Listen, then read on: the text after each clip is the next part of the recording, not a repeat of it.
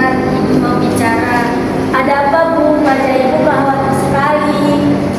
Utang kita di warung, di bank, di koperasi sudah banyak. Ibu bingung mau bayarnya gimana. Aku bisa cari kerja tambahan Bu, aku bisa menjahit, aku bisa membantu mengajar anak kecil belajar. Itu tidak cukup, Nak. Utang kita sudah menumpuk terlalu banyak. Terus Ibu mau bagaimana? Tadi ada Pak Sastro datang ke sini. Katanya anak saudagar Salman mau datang melamarmu. Maksud Ibu aku dijodohkan? Dia punya sawah, dia punya toko besar. Kalau kamu mau menikah dengannya, utang kita bisa lunas dengan semua itu. Tapi bagaimana dengan perasaanku Bu? Menikah itu bukan jual beli. Aku ingin menikah dengan orang yang menghargai aku dan benar-benar mencintaiku Bu. Tapi dengan cara apa kita bisa membayar utang itu? Aku bisa membantu Ibu, aku bisa mencari kerja tambahan Bu. Ibu juga tidak ingin memaksamu, Rati. Tapi dengan cara apa kita membayar utang itu? Ibu takut rumah ini akan disita. Kita bisa cari jalan keluar bersama Bu. Bukan mengorbankan perasaanku dan jodohkan aku Bu.